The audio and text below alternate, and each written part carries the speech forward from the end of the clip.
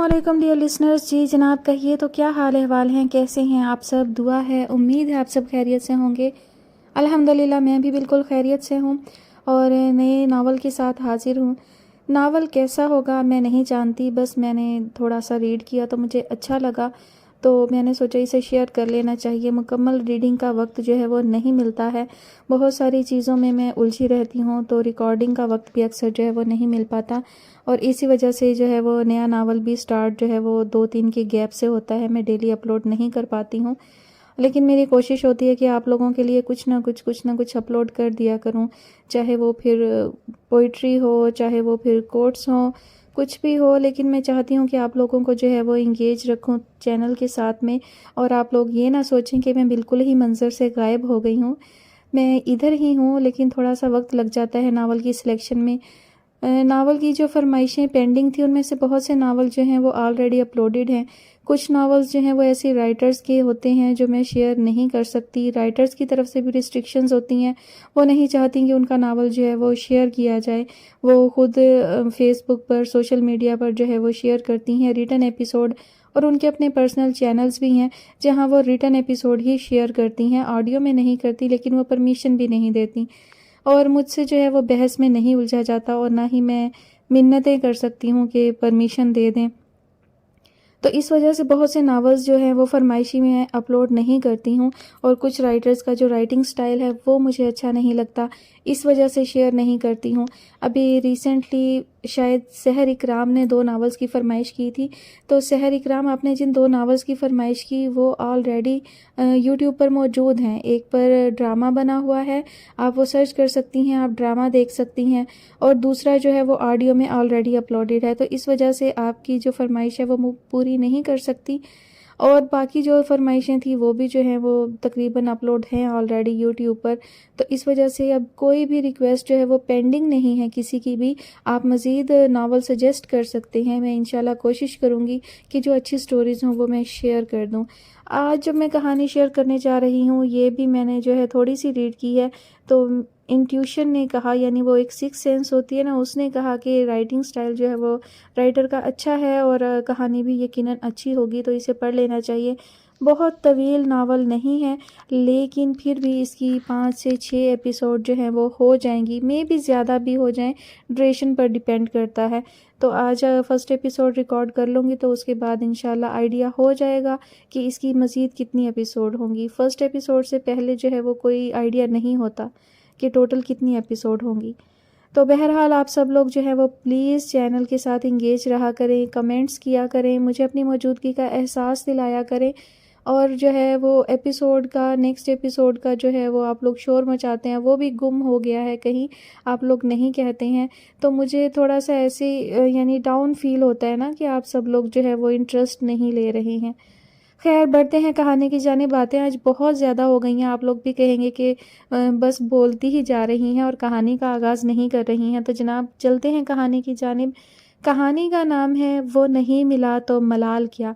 مصنفہ ہیں نادیہ احمد, اور آپ سب سننے جا رہے ہیں اس کی قسط نمبر 1. کہانی شروع کرنے سے پہلے ایک بات اور بتا دوں, وہ یہ کہ جناب میری جو ہیڈ فونز ہے, ہینڈ فری ہے, وہ آج کل خراب ہو گئی ہے. پچھلے 4-5 مہینوں میں بہت ساری ہینڈ فری برباد کر چکی ہوں. اب بھی جو ہے میں اس کے بغیر ریکارڈنگ کرتی ہوں, تو ہو سکتا ہے آپ کو ارد گرد کی آوازیں زیادہ سنائی دیں. انشاءاللہ جلد جو ہے وہ نئی ہینڈ فری میرے پاس ہوگی, تو پھر آپ کو ایسی ڈسٹربنس نہیں ہوگی. حال میں موجود لوگوں میں اس وقت خاصا جوش و خروش دکھائی دے رہا تھا. میوزک کی تیز تال پہ جہاں ایک طرف لڑکے لڑکیوں کا گروہ محو رقص تھا, وہیں دوسری طرف اعلیٰ افسران, اہم کاروباری شخصیات اور ان کی بیگمات کی منڈلی جمی ہوئی تھی. ہاتھوں میں جام, بے حجاب لباس میں ملبوس, ملکی و غیر ملکی حالات, سیاست اور فیشن پہ گرما گرم بحث کرتی شہر کی اشرافیہ سال نو کی خوشی میں دی جانے والی اس شاندار پارٹی کو اپنے جوش و خروش اور جگمگاہٹ سے اور بھی جاندار بنا رہی تھی.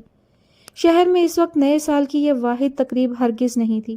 5 اسٹار ہوٹلوں سے لے کر جانی مانی شخصیات کے پرائیویٹ فارم ہاؤس اور گھروں میں اسی سے ملتی جلتی رنگ و نور میں بھیگی شامیں اپنے عروج پر تھیں. لیکن یہ طے تھا, جو محفل یہاں سجی تھی اس کے سامنے ہر محفل پھیکی تھی, بے رنگ تھی. ڈانس فلور سے کچھ فاصلے پر لگی میز کے گرد سب سے الگ تھلگ بیٹھا شمائل آفریدی اس وقت جی بھر کر بور ہو رہا تھا. وہ کچھ دیر پہلے یہاں آیا تھا اور سب لوگوں سے رسمی ہیلو ہائی کرتا بہت دیر سے اس مخصوص جگہ پر بیٹھا تھا۔ پارٹیاں، شراب و شباب نہ تو کبھی اس کے لیے باعث کشش تھیں، نہ ہی وہ خود ان محفلوں میں دلچسپی رکھتا تھا۔ لیکن یہاں معاملہ کچھ اور تھا، وہ چاہتا یا نہ چاہتا اسے تو بہرحال یہاں آنا ہی تھا۔ میں جانتا تھا تم اکیلے بیٹھے ہوگے، فراز نے بشاش لہجے میں اس کے کندھے پر ہاتھ رکھا۔ شمائل کے سرخ و سفید چہرے پر ہلکی سی مسکراہٹ آئی۔ اپنی طبیعت کے برخلاف وہ پچھلے آدھے گھنٹے سے اس سر درد کو برداشت کر رہا تھا۔ ہو گئی تم فری؟ فراز اب سامنے والی کرسی کھینچ کر اس کے پاس ہی بیٹھ گیا تھا۔ بلیک ڈنر سوٹ میں وہ ہمیشہ شاندار لگتا تھا، بالوں کی تہہ کو جیل سے جمائے وہ اپنی سحر انگیز شخصیت اور قاتل مسکراہٹ کے ساتھ کسی کو بھی گھائل کرنے کی صلاحیت رکھتا تھا۔ جانتا تھا تم بور ہو رہے ہوگے، اسی لیے کتنی ہی محجبینوں کے دل توڑ کر تمہارے پاس چلا آیا ہوں۔ اپنی بائیں آنکھ دبا کر اس نے شریر نظروں سے شمائل کو دیکھا، جس کے چہرے کی مسکراہٹ مزید گہری ہو گئی تھی۔ کیا پیو گے؟ ویٹر کو ہاتھ کے اشارے سے بلاتے ہوئے وہ شمائل کی طرف متوجہ تھا۔ میز کا خالی پن اس بات کا ثبوت تھا کہ شمائل نے اب تک کچھ بھی آرڈر نہیں کیا تھا۔ تم جانتے تو ہو، ڈائٹ کوک۔ ڈانس فلور پہ میوزک کی لے بدلنے سے رقص کرتے لڑکے اور لڑکیوں کی تال اب بدل چکی تھی۔ 12 بجنے میں بھی کچھ وقت باقی تھا، گو کہ وہ یہ سب انتہائی غیر دلچسپی سے دیکھ رہا تھا، لیکن شمائل کی نظریں بھی اسی فلور پہ تھیں۔ جانے دے یار، آج بھی کوک ہی پیے گا؟ فراز جی بھر کر بے مزہ ہوا تھا۔ تم اچھی طرح جانتے ہو میں اگر اس وقت یہاں بیٹھا ہوں تو فقط تمہاری وجہ سے۔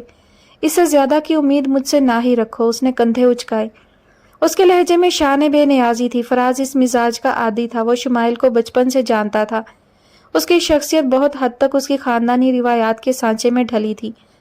پہاڑوں کے دامن میں بسنے والے اچکزئی خاندان کا اکلوتا چشم و چراغ، جہاں روایات کو عبادت کا درجہ حاصل ہے، یہ غرور اور شان بے نیازی اسے ورثے میں ملی تھی۔ فراز اور وہ ایک اسکول، ایک کالج اور پھر بیرون ملک اکٹھے تعلیم حاصل کرتے رہے تھے۔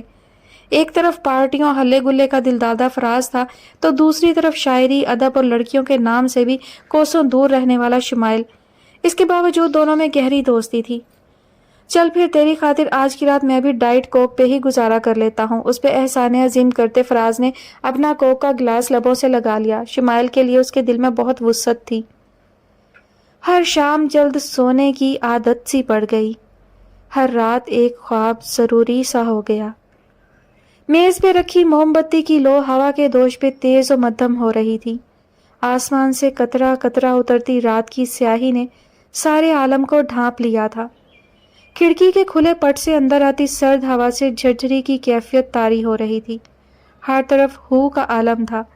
ابھی کچھ دیر پہلے بجلی چلی گئی تھی۔ پورے شہر میں اس وقت سال نو کا جشن منایا جا رہا تھا۔ پوش علاقے برقی کمکموں سے جگمگا رہے تھے، لیکن شہر کا یہ پسماندہ ترین علاقہ تاریکی میں ڈوبا ہوا تھا۔ اچانک آوازیں بند ہو جانے سے موت سا سناٹا پھیل گیا تھا۔ اپنے آنے والے کل سے انجان رضائی میں دبکی زرد روشنی میں وہ خالی دماغی سے اپنی ڈائری کھولے بیٹھی تھی۔ کل کا دن اس کی زندگی کا اہم ترین دن تھا۔ وہ نہیں جانتی تھی وہ جو سوچ رہی ہے وہ سب کر پائے گی یا نہیں، لیکن وہ خود کو ایک موقع ضرور دینا چاہتی تھی۔ اب تک سوئی نہیں مثال بیٹا، وہ اپنے خیالوں میں گم ڈائری کے پنوں پہ لکھی تحریر میں کھوئی ہوئی تھی۔ اسماعیل کی آواز سن کر یکدم ٹھٹکی۔ اپنی پرانی گرم شال کو اچھی طرح لپیٹے وہ کمرے کے دروازے پہ کھڑا اسے حیرت سے دیکھ رہا تھا۔ نیند نہیں آ رہی تھی بابا، کچھ دیر میں سو جاؤں گی۔ ڈائری بند کر کے پاس رکھی میز پہ رکھتے ہوئے وہ اب اپنی رضائی ٹھیک کرنے لگی۔ موم بتی قطرہ قطرہ پگھلتی جا رہی تھی۔ موم کے پگھلنے سے شعلہ کچھ اور بھڑکا۔ نیند کیوں نہیں آ رہی بیٹا؟ آدھی رات تو ہو چکی، مجھے تو لگتا ہے نیا سال بھی شروع ہو گیا ہے۔ ہاتھ کا چھجا بنا کر چندھیائی آنکھوں سے اس نے دیوار پہ لگی گھڑی کی طرف دیکھا، جہاں 12 بجنے میں ابھی کچھ لمحے باقی تھے۔ نہیں بابا، ابھی کچھ وقت ہے نیا دن، نیا سال شروع ہونے میں، وہ کسی غیر مرئی شے کو سوچتے ہوئے بولی۔ لیکن آپ اس وقت کیوں جاگ رہے ہیں؟ آپ کو تو میں دوا دے کر سلا کر آئی تھی نا، طبیعت تو ٹھیک ہے آپ کی؟ اچانک اسے باپ کی اس وقت اپنے کمرے میں موجودگی کا خیال آیا۔ اسماعیل نے مسکرا کر اسے فکر مند چہرے کی طرف دیکھا۔ پریشان مت ہو، میں بس یوں ہی چلا آیا تھا تمہیں دیکھنے، سوچا ایک نظر دیکھ آؤں، پتہ نہیں دل کو وہم سا ہو رہا تھا کہ تو پریشان ہوگی۔ اسے بوڑھے باپ کی اس فکر مندی پہ جی بھر کر پیار آیا، تو وہ بھی اس کی طرح ابہام کا شکار تھے۔ ان کا ذہن بھی اتنا ہی منتشر اور الجھا ہوا تھا جتنا اس وقت اس کا اپنا تھا۔ حالات نے ان دونوں کو آج جس مقام پر لا کھڑا کیا تھا، ایسے میں ایک فقط یہی راستہ بچتا تھا، اور فیصلہ تو وہ کر چکی تھی۔ پھر یہ انجانا سا خوف کیوں؟ بابا میں ٹھیک ہوں، چلیں اب آپ بھی جا کر سو جائیں، ایسے سردی میں باہر برآمدے میں مت کھڑے ہوں۔ میں بھی سونے کی کوشش کرتی ہوں، پھر صبح جلد اٹھنا ہے نا۔ موم بتی بس اب بجھنے ہی والی تھی۔ اسماعیل صاحب نے مسکرا کر مثال کو دیکھا اور سر جھٹکتے ہوئے دھیمے قدموں سے اپنے کمرے کی طرف چلے گئے۔ مثال نے سینے میں اٹکا ایک گہرا سانس خارج کیا۔ موم بتی اب اپنی آخری سانسیں لے رہی تھی۔ وہ بستر پر لیٹی اب بھی اسی کو گھورے جا رہی تھی۔ لو بجھتے ہی اس نے اپنی نیند سے بوجھل تھکی ہوئی آنکھیں موند لی۔ لائٹ اب تک نہیں آئی تھی، کمرہ تاریک ہو چکا تھا۔ سنگل سیٹر صوفے پہ اپنے ارد گرد سے بے نیاز وہ سگریٹ نوشی میں مصروف تھی۔ چست بلو جینز اور سیاہ سلیو لیس ٹاپ میں اپنے خوبصورت خدوخال کو نمایاں کرتے ہوئے وہ اس محفل کی جان لگ رہی تھی۔ کچھ دیر یوں ہی فضا میں دھوئیں کے مرغولے اڑاتے رہنے کے بعد اچانک وہ ایک شان بے نیازی سے ڈانس فلور کی طرف بڑھی۔ سب کی نظریں اس کے حسن کا احاطہ کر رہی تھیں۔ میوزک کی تال پہ تھرکتے اس کے قدم اس بات کی چگلی کھا رہے تھے کہ وہ اس فن میں کمال رکھتی ہے۔ سٹیپ میں کٹے اس کے بھورے بال جب ہوا میں لہراتے تو حاضرین محفل کے دل کی دھڑکن تیز ہو جاتی۔ وہ ڈانس فلور پہ تھی اور اس وقت سب اسی کو دیکھ رہے تھے۔ نیا سال شروع ہو چکا تھا اور اس کے ساتھ حاضرین کا جوش و ولولہ بھی بڑھ گیا تھا۔ خوبصورت ہے، شمائل کی نظریں بھی اس وقت ڈانس فلور پہ مرکوز تھیں۔ فراز نے اس کی نظروں کا احاطہ کرتے ہوئے میوزک کی تال پہ تھرکتے اس سونے چاندی کے مجسمے کو دیکھ کر کہا، اور بے شرم بھی۔ شمائل کے چہرے پہ ناپسندیدگی تھی۔ فراز کو یہی توقع تھی، ایسا پہلی بار نہیں ہوا تھا۔ ان دونوں نے ایک ساتھ اکٹھے کئی محفلیں اٹینڈ کی تھیں۔ ہر بار کسی خوبصورت جانے محفل کو دیکھ کر شمائل کا تبصرہ کچھ ایسا ہی ہوتا تھا، کم آن یار، شی از سچ اے بیوٹیفل گرل۔ فراز کہے بغیر نہ رہ سکا۔ وہ ماہ-رخ اب بھی اپنے بے حجاب حسن کے جلوے بکھیر رہی تھی۔ مجھے ایسی لڑکیوں میں کوئی کشش محسوس نہیں ہوتی جو مردوں کی محفلوں میں خود کو آئی کینڈی بنا کر ان کی توجہ بٹورتی ہیں۔ اپنے کوک کے گلاس کا آخری سپ لیتے ہوئے وہ اب وہاں سے اٹھنے کی تیاری میں تھا۔ کچھ دیر تو اور بیٹھتے ہیں، اتنی بھی کیا جلتی ہے۔ شمائل کے برعکس فراز اس پارٹی کو انجوائے کر رہا تھا۔ اس کا ابھی اٹھنے کا موڈ نہیں تھا، لیکن شمائل اب وہاں مزید نہیں بیٹھنا چاہتا تھا۔ چاروں ناچار فراز کو بھی وہاں سے اٹھتے ہی بنی۔ جانے سے پہلے اس نے ایک نظر ڈانس فلور پر ڈالی۔ وہ پری چہرہ بھی اب کہیں نظر نہیں آ رہی تھی۔ ڈرتا ہے کیا اتنی حسین لڑکی کے آگے گھٹنے نہ ٹیکنے پڑ جائیں؟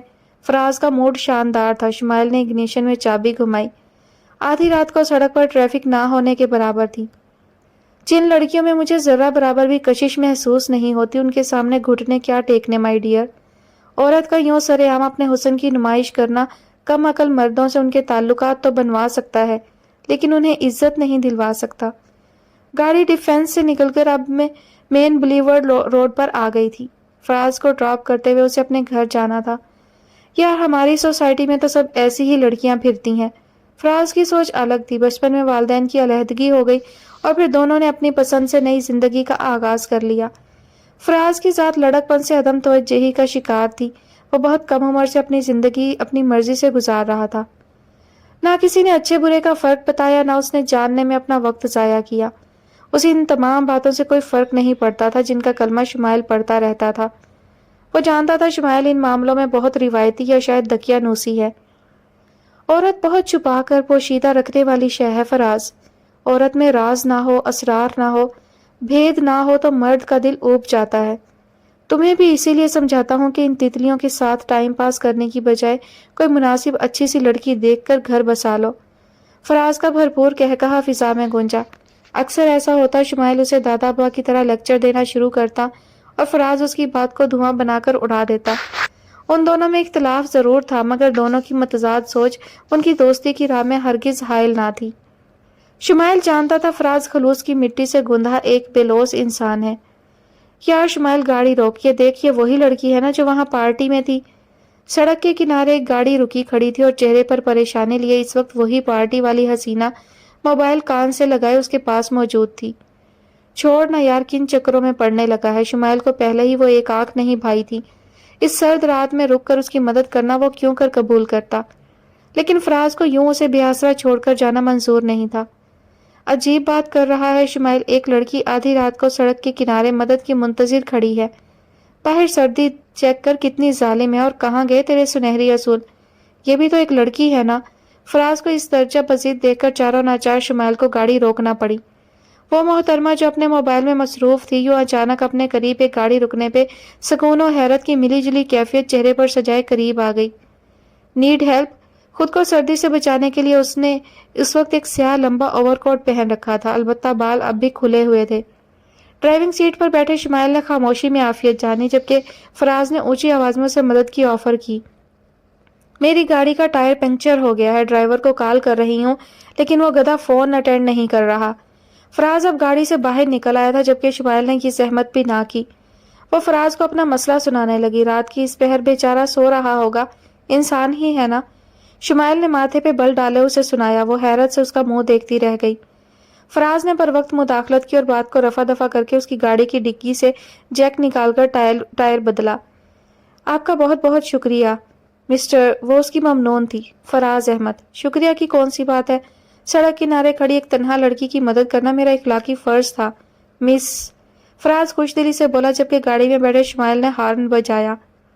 منال، لیکن لگتا ہے مسٹر فراز اخلاقیات سے آپ کے دوست کا دور تک کوئی تعلق نہیں۔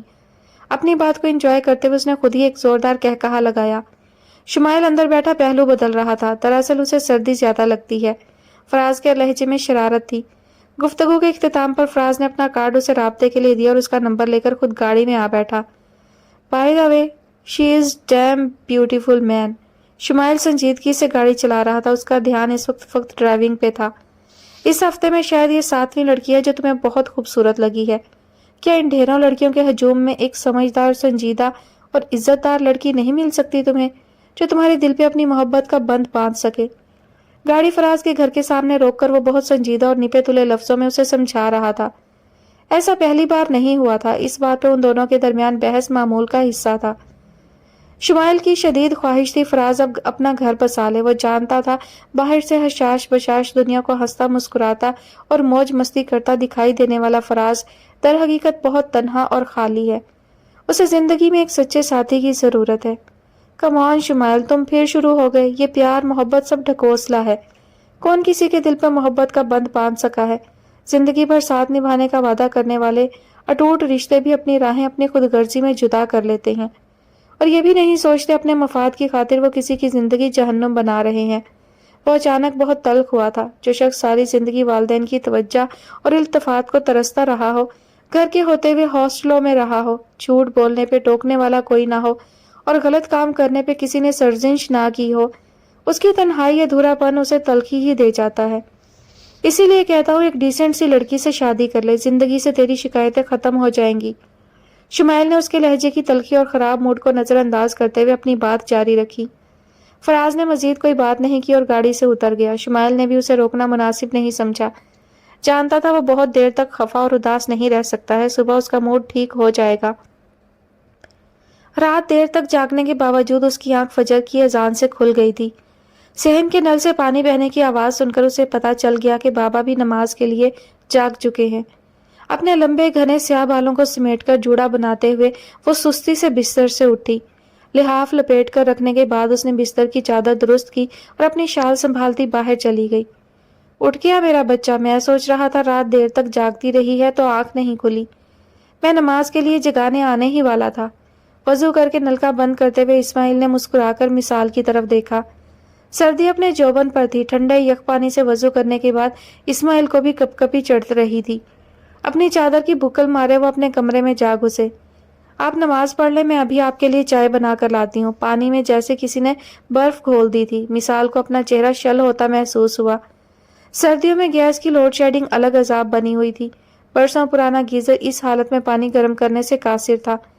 نماز پڑھ کر اس نے جلدی جلدی چولہا چلایا۔ شکر ہے اس وقت گیس آ رہی تھی۔ 2 کپ چائے بنا کر وہ اسماعیل صاحب کے پاس چلی آئی۔ کھانا میں گھر واپس آ کر بنا لوں گی، دوپہر میں رات کا سالن چلا لیں گے۔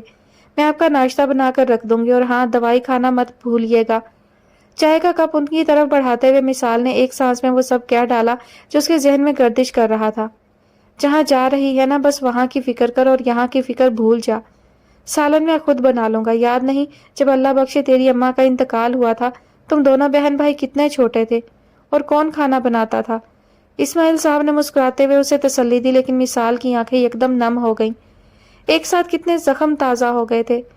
اسماعیل صاحب کو اچانک اپنی غلطی کا احساس ہوا۔ اس تذکرے کے لیے یہ موقع مناسب نہیں تھا۔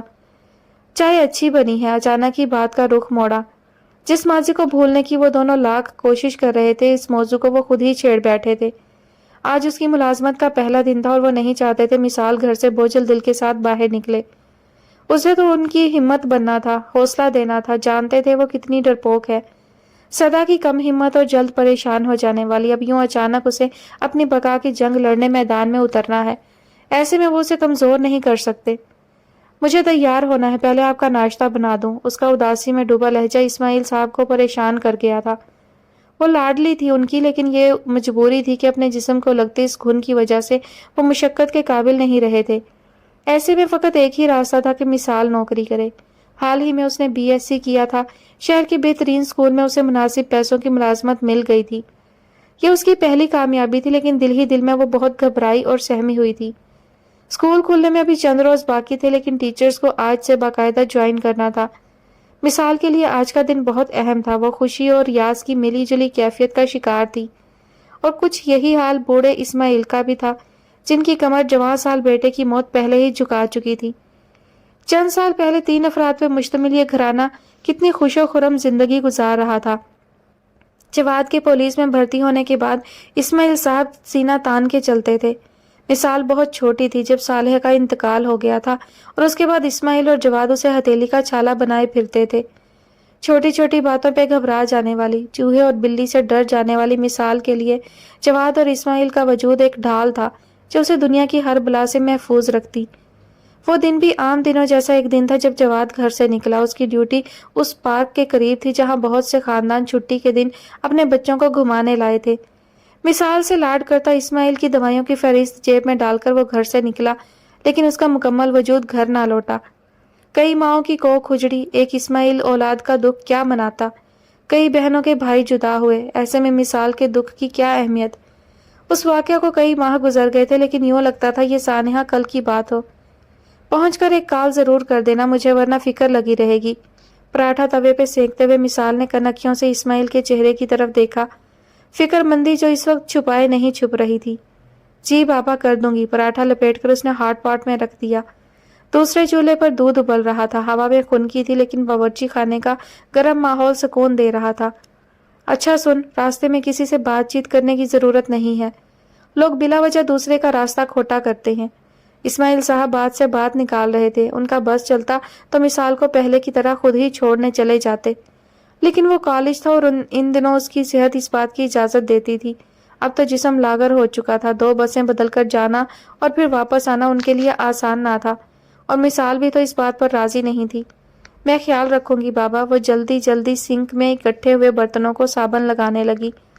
اسماعیل صاحب کی باتوں کا مختصر جواب دیتے ہوئے وہ ساتھ ساتھ اپنا کام بھی نپٹا رہی تھی۔ اسکول والوں سے کہنا کہ سواری کا انتظام کر دیں، 2 بسیں بدل کر کیسے آنا جانا ہوگا روزانہ۔ بیٹھے بٹھائے ایک نئی بات سوچی تھی۔ مثال نے حیرت سے ان کی طرف دیکھا۔ نئی ملازمت ہے ابھی، یہ ڈیمانڈ کون سنے گا؟ جاب پکی ہو جائے تو درخواست کی جا سکتی ہے۔ دھیمی آواز میں جواب دے کر وہ باورچی خانے سے باہر نکل گئی۔ وہ جانتی تھی یہ مشکل ہے، پر بابا کی دل آزاری ناممکن تھی۔ جنوری کی دھندلی دوپہر میں دھوپ کم اور خنکی کی آمیزش زیادہ تھی۔ سورج کی کرنیں زمین کی چادر پر رنگ تو بکھیر رہی تھی، لیکن اپنی حدت اس تک پہنچانے میں ناکام تھی۔ سکول کی پرشکوہ عمارت سے لے کر مین بلیورڈ پہ بنے بس سٹاپ تک کا راستہ اسے پیدل ہی طے کرنا تھا۔ سفر زیادہ طویل نہیں تھا، لیکن ان گلیوں میں اکیلے گھومنے کا اس کا پہلا تجربہ تھا، اسی لیے وہ ضرورت سے زیادہ ڈری ہوئی تھی۔ آج کا دن اس کی توقع سے زیادہ اچھا گزرا تھا۔ اسکول کی انتظامیہ اور عملہ دونوں ہی بہت تعاون کرنے والے تھے۔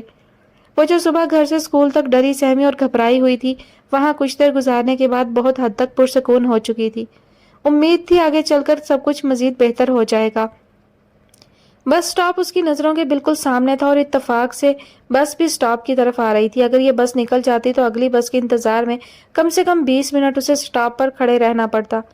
اس کے اور سٹاپ کے درمیان فقط سروس روڈ کا فاصلہ تھا، جسے اس نے تقریباً بھاگتے ہوئے طے کرنا چاہا کہ عین اسی لمحے ایک تیز رفتار کار جو شاید اس سے بھی زیادہ جلدی میں تھی اس کے سر پر آ کر رکی۔ ڈرائیور اگر وقت پر بریک نہ لگاتا تو یقیناً کار سے اس کی ٹکر ہو جاتی۔ گاڑی کی ایمرجنسی بریک لگنے سے چنگھاڑ کی آواز اٹھی اور مثال نے گھبرا کر چیخ مار دی۔ I am so sorry miss. Driving seat کا دروازہ کھولے وہ بجلی کی رفتار سے اس تک پہنچا تھا۔ مثال کی آنکھوں میں خوف نمایاں تھا، اس کی بڑی بڑی بھوری آنکھوں میں خوف کے مارے دو موتی جھلملانے لگے۔ سر سے دوپٹہ سرکا تو ریشمی بالوں کی چوٹی دائیں شانے پہ لہرانے لگی۔ اس کے لیے مثال کے چہرے سے نظر ہٹانا مشکل ہو گیا۔ اگلی بات بھول کر وہ یکٹک اس چاند سے چہرے کی طرف دیکھ رہا تھا جو بھری دوپہر میں سہمے ہوئے اپنا دیدار کروا رہا تھا۔ اس کی آنکھوں کا خوف اور چہرے پہ پھیلی بدحواسی اس کی معصومیت کی چگلی کھا رہی تھی۔ کچھ لمحے وہ یوں ہی اسے دیکھتا رہا کہ الفاظ کہیں کھو گئے تھے، ہونٹوں پہ مسکراہٹ سجائے وہ نہ جانے اور کتنی دیر یوں ہی اس کا دیدار کرتا رہتا اگر پیچھے سے آتی ایک دوسری گاڑی کے ہارن کی آواز اس منظر میں مخل نہ ہوتی۔ آپ ٹھیک تو ہے نا؟ میں ٹھیک ہوں۔ ایک تو یوں اچانک تیز رفتار گاڑی سے ٹکرانے کا خوف اور کچھ اس سنکی آدمی کا اپنی طرف یوں مسکراتے ہوئے دیکھ رہا۔ مثال مزید گھبرا گئی تھی۔ بس سٹاپ کی طرف نظر دوڑائی تو بس کب کی روانہ ہو چکی تھی۔ بے بسی سے لب کاٹتے ہوئے اس نے جان چھڑانے والے انداز میں مختصر جواب دیا اور سٹاپ کی طرف بڑھنے لگی۔ معذرت چاہتا ہوں، میں کچھ جلدی میں تھا۔ آپ کو کہیں جانا ہے تو میں چھوڑ دوں؟ اسے یوں سٹاپ کی طرف جاتا دیکھ کر شمائل کو اتنا اندازہ تو ہو ہی چکا تھا کہ اسے اب اگلی بس کا انتظار ہے۔ لڑکیوں کو بے جھجک مدد کی آفر کرنا درکنار، وہ تو انہیں دور سے سلام بھی نہیں کرتا تھا، پر اس دل کا کیا کرے جو بس ایک نگاہ میں اسیر محبت ہو گیا تھا۔ اپنی عادت کے برخلاف اس نے خود سے ہاتھ بڑھایا، پر اف یہ سنگ دل محبوب جس نے پہلی ہی پیش قدمی پر یوں بے دردی سے دامن چھٹک دیا۔ اس کی بات کا جواب دینا تو دور، اس نے پلٹ کر ایک نگاہ سخت اس عاشق پہ ڈالی جیسے کہہ رہی ہو، اے نامراد یہ گستاخی میرے شایان شان نہیں۔ پچھلی گاڑی والا اب اپنا تحمل کھو بیٹھا تھا، لہٰذا مجبوراً شمائل کو اپنی گاڑی آگے بڑھانی پڑی۔ دل پہ جبر کرتا وہ عاشق نامراد وہاں سے چلا تو گیا، لیکن دل نامی شے مثال کے قدموں میں ڈھیر کر گیا۔ وہ افراتفری میں دفتر سے کیا کرنے نکلا تھا، اسے کہاں جانا تھا اور کس سے ملنا تھا، وہ اس وقت سب فراموش کر چکا تھا۔ اگر کچھ یاد تھا تو بس اتنا کہ مرے بغیر جنت کی سیر کر آیا تھا، کیونکہ اسے یقین تھا حوریں جنت میں ہی ملا کرتی ہیں۔ ابھی کچھ دیر پہلے کی بات ہے جب وہ ایک نارمل، باشعور اور سنجیدہ انسان تھا اور بس چند لمحوں میں اسے بدل دیا تھا، اور اب جو لوٹا تو ایک نامراد عاشق تھا کہ جس کا عقل و خرد سے دور کا بھی واسطہ نہ تھا۔ وہ آنن فانن آنکھوں کے رستے دل میں سمائی اور دل کا چین چرا کر لے گئی۔ اس پہ ستم یہ کہ وہ اس سے پوچھ بھی نہ سکا کہ آخر اس درد کی دوا کیا ہے۔ فون مسلسل بج رہا تھا اور وہ کان پہ تکیہ رکھے اس کی چنگھاڑ کو دبانے کی کوشش کر رہا تھا۔ جہازی سائز بیڈ پہ نرم گرم بستر سے نکلنا اس وقت مشکل ہی نہیں، ناممکن تھا، وہ بھی اس وقت جب آدھی سے زیادہ رات جاگتے ہوئے گزری ہو۔ کچھ موسم کا اثر تھا اور کچھ کل رات کی پارٹی کی تھکان، وہ بہت سست ہو رہا تھا۔ حالانکہ وہ صبح خیز تھا، لیکن ابھی تو بس دل کر رہا تھا لمبی تان کر سو جائے۔ لیکن جب تیسری اور پھر چوتھی بار بھی کال کرنے والے نے ہمت نہ ہاری تو اسے یقین ہو گیا تھا یہ شمائل کے سوا اور کوئی نہیں ہو سکتا۔ دوست ہونے کا مطلب یہ ہرگز نہیں کہ بندہ اخلاقیات کو چولہے میں جھونک دے۔ صبح سویرے اگر کوئی شریف انسان سونا چاہتا ہے اور وہ آپ کی کال اٹینڈ نہیں کرتا تو کیوں اس پہ تشدد کر رہے ہو یار؟ نیند کا خمار اس کی آواز سے چھلک رہا تھا۔ بیڈ گراؤنڈ پہ تکیہ سیدھا کر کے اس نے اپنا سر اس پر ٹکایا۔ دوسری طرف شمائل کی ہنسی سنائی دی۔ اللہ کا نام لے، تیری اب تک صبح چل رہی ہے۔ آپ کی اطلاع کے لیے عرض ہے دوپہر کا 1 بج رہا ہے۔ اپنی طرف سے وہ خود خاصا دیر سے دفتر پہنچا تھا، مگر فراز آدھا دن گزرنے پر بھی جب دفتر نہیں آیا تو مجبوراً اسے کال کرنا پڑی۔ یار آج میرا بالکل موڈ نہیں ہو رہا آفس میں پاؤں بھی رکھنے کا، آج صرف ریسٹ کرنا چاہتا ہوں۔ پاکستان واپس آ کر شمائل اور فراز نے کثیر سرمائے سے مشترکہ کاروبار کا آغاز کیا تھا۔ شمائل کے والدین جاگیردار تھے اور ان کی خواہش تھی شمائل بھی ان کی طرح آسان زندگی گزارے، لیکن وہ اپنی ذات اپنے ہنر کو پرکھنا چاہتا تھا۔ ان دونوں نے پچھلے سال بزنس ایڈمنسٹریشنز میں ماسٹر کیا تھا اور اب اپنا کاروبار کر کے وہ دونوں اپنا لوہا منوانا چاہتے تھے۔ فراز کے والد کو اس کے کسی فیصلے سے نہ کبھی اختلاف ہوا تھا، نہ وہ اس کی حوصلہ افزائی ہی کرتے تھے۔ اس نے پیسے مانگے، انہوں نے دے دیے، یہ جانے بغیر کہ بیٹا وہ رقم کہاں خرچ کرنا چاہتا ہے۔ لیکن اس فیصلے سے شمائل کے والد زیادہ خوش نہیں تھے، پھر بھی انہوں نے اسے روکا نہیں تھا کیونکہ اس میں ان کی بھی ساکھ تھی۔ کیا مطلب سستی ہو رہی تھی؟ یہ بات ذوالفقار بیگ سے میٹنگ رکھتے ہوئے سوچنی چاہیے تھی، نہ وہ اپنے آفس میں بیٹھے آپ تمہیں گالیاں دے رہا ہوگا۔ شمائل جس اہم میٹنگ کی اسے یاد دہانی کروا رہا تھا فراز اسے بالکل فراموش کر چکا تھا۔ اسی وقت ملازم نے کافی کا کپ لا کر بیڈ سائڈ ٹیبل پر رکھا۔ ایک کام کر یار، تو چلا جا اور کہہ دینا میں بستر مرگ پر پڑا ہوں۔ اس سنجیدہ ماحول میں بھی اس کو ٹھٹھول سوچ رہی تھی۔ جب بولنا بیہودہ ہی بولنا، میری اپنی اپائنٹمنٹ ہے، اسے بھی کینسل نہیں کیا جا سکتا، لیکن چل آگے پیچھے کرنے کی کوشش کرتا ہوں۔ یہ وقت بہت اہم تھا، لہٰذا اسے فراز کے ساتھ بحث میں ضائع کرنے کی بجائے بہتر تھا وہ جلد دفتر سے نکلے تاکہ وقت پر دونوں جگہ پہنچ جائے۔ اسی لیے وہ بھاگم بھاگ دفتر سے نکلا اور سروس روڈ سے تیز رفتاری میں گاڑی نکالنے کی کوشش میں یہ حادثہ رونما ہو گیا جس میں پہلی بار گھائل کرنے والا خود ہی گھائل ہو گیا۔ وہ شعلہ برق بن کر آئی اور آنکھ جھپکتے میں نظروں میں اوجھل ہو گئی۔ ایک بس سے دوسری بس اور پھر گھر کے دروازے تک پہنچتے ہوئے اسے پورا 1 گھنٹہ لگا۔ اس دوران وہ بہت حد تک خود کو کمپوز کر چکی تھی۔ دروازے کا پٹ کھولتے ہی اس کی نظر اسماعیل صاحب کے فکر مند چہرے پر پڑی جو صحن میں بچھی چارپائی پر بیٹھے بظاہر تو دھوپ سینک رہے تھے، لیکن مثال جانتی تھی وہ دراصل اس وقت اس کی راہ دیکھ رہے تھے۔ بابا کو آج کے واقعہ کی خبر ہو گئی تو بلا وجہ پریشان ہو جائیں گے۔ راہ چلتے یوں بھی ایسے حادثات تو ہوتے رہتے ہیں، غلطی بھی تو میری ہی تھی جو بغیر دیکھے سڑک پار کر رہی تھی۔ دل میں تہیہ کرتے ہوئے اس نے پہلا قدم گھر میں رکھا۔ وہ جانتی تھی اسماعیل صاحب بیمار ہیں اور پریشان بھی، وہ اس وقت مزید کسی نئی پریشانی کے متحمل نہیں ہو سکتے۔ یوں بھی شکل اور لباس سے خاصا مہذب دکھائی دے رہا تھا، کوئی سڑک چھاپ لافر ہوتا تو یوں آسانی سے پیچھا نہ چھوڑتا۔ دل ہی دل میں خود کو سچی جھوٹی تسلیاں دیتی وہ حشاش بشاش سی اسماعیل صاحب کے پاس چلی آئی، جن کا فکر مند چہرہ اسے دیکھ کر کھل اٹھا تھا۔ تو بیٹھ، اسکول سے تھکی ہاری آئی ہے، میں گرما گرم کھانا لاتا ہوں تیرے لیے۔ دعا سلام اور اس کا احوال پوچھ کر اسماعیل کو بیٹی کے لاڈ اٹھانے کا شوق چڑھا۔ مثال نے محبت سے ہاتھ پکڑ کر بٹھایا۔ میں کوئی پتھر کوٹ کر تھوڑی نہ آ رہی ہوں، میڈموں کی طرح کرسی پر بیٹھ کر آئی ہوں بابا۔ تھکاوٹ کا تو سوال ہی نہیں اٹھتا، آپ بیٹھے، میں تازہ روٹیاں بناتی ہوں، پھر دونوں ساتھ میں کھانا کھائیں گے۔ شرارتی انداز میں کہتی وہ اپنی سارا دن کی تھکن لفظوں میں چھپا کر باپ کو تسلی دیتی کپڑے بدلنے چلی گئی۔ باورچی خانے سے نکلی تو اپنا اور اسماعیل صاحب کا کھانا ٹرے میں رکھے صحن میں ہی آ گئی۔ دھوپ اب بھی منڈیر پر باقی تھی۔ اسکول کے چھوٹے موٹے قصے اور اپنے پہلے دن کا احوال مزے لے کر سناتے ہوئے وہ اسماعیل صاحب کو مطمئن کر رہی تھی اور بہت حد تک اپنی کوشش میں کامیاب بھی ہو گئی تھی۔ سوچ رہا ہوں ایک بار پھر دفتر کا چکر لگا ہی آؤں۔ اسماعیل صاحب کی آواز پر اس نے چونک کر دیکھا جو نلکے پر بیٹھے منہ ہاتھ دھو رہے تھے۔ کوئی ضرورت نہیں آپ کو وہاں جا کر مزید اپنا وقت برباد کرنے کی، نہیں چاہیے ہمیں وہ پیسے۔ برتن سمیٹ کر باورچی خانے میں جاتے ہوئے مثال تلخی سے بولی۔ لیکن وہ تو ہمارا حق ہے، آخری لفظ کہتے اسماعیل صاحب کی آواز دم توڑ گئی تھی، حلق میں آنسوؤں کا گولا پھنسا تھا۔ حق بھیک کی طرح نہیں لیا جاتا بابا، میں ہرگز نہیں جانے دوں گی آپ کو اب ان لوگوں کے سامنے گڑ گڑانے۔ آپ کے بیٹے نے اپنے ملک کی حفاظت میں شہادت کو گلے لگایا ہے اور اس کی موت کا ہرجانہ اس کے بوڑھے بے سہارا باپ کو کیوں جوتیاں گھسوا کر دیا جائے گا؟ ہمیں نہیں چاہیے وہ پیسے۔ جواد نے کتنا زور زبردستی کر کے اسماعیل کو قبل از وقت ریٹائرمنٹ دلوائی تھی۔ وہ ریلوے کے ملازم تھے اور گھر کے حالات اچھے تھے، دونوں بچوں کو اپنی استطاعت کے مطابق تعلیم دلوائی۔ خودکش دھماکہ میں جواد کی موت کے بعد جس مالی امداد کا حکومتی اعلان ہوا وہ رقم آج تک ان کے اہل خانہ کو نہیں مل سکی تھی۔ اسماعیل صاحب نے تو بستر پکڑ لیا، اکیلی مثال کہاں تک سہتی۔ گھر میں بھوک اور بیماری دونوں نے ہی ڈیرا جما لیا۔ آس پڑوس کے چند بچے ٹیوشن پڑھنے آنے لگے، لیکن یہ سارا محلہ ان کی طرح محدود اور کم آمدنی والوں کی جائے رہائش تھا۔ اتنی مختصر آمدنی میں گھر کے اخراجات تو دور، اسماعیل صاحب کی دوائیاں بھی نہیں آ رہی تھی۔ اب تک تو مثال کی ماں کا رکھا تھوڑا سا زیور بیچ کر وقت گزارا جو اسماعیل صاحب نے مثال کے بیاہ کے لیے رکھا تھا، لیکن یوں کب تک گزارا چلتا، سو مثال کو گھر سے باہر نکلنا ہی پڑا۔ مثال گھر کے کام کاج میں لگ گئی اور اسماعیل صاحب اپنے کمرے میں بند ہو گئے۔ شام کی طرح دونوں کے دلوں میں بھی اداسی اتر آئی تھی۔ میز پر رکھی فائل پچھلے آدھے گھنٹے سے اس کی توجہ کی طالب تھی۔ اسے کوئی فون کال ٹرانسفر نہ کی جائے یا کسی ملاقاتی کو اس کے کیبن میں مت بھیجا جائے، ایسے احکامات جاری کرنے کے بعد 10 منٹ پہلے سلگایا ہوا سگریٹ ہاتھ میں پکڑے راکھ ہو گیا تھا، اور اس بات کا احساس اسے اس وقت ہوا جب جلتے سگریٹ کی حرارت اس کی انگلیوں تک پہنچی۔ کہتے ہیں جب لڑکی کھانا پکاتے اور لڑکے سگریٹ پیتے اپنا ہاتھ جلا بیٹھے تو عقل والوں کو سمجھ لینا چاہیے یہ علامات عشق کی ہیں۔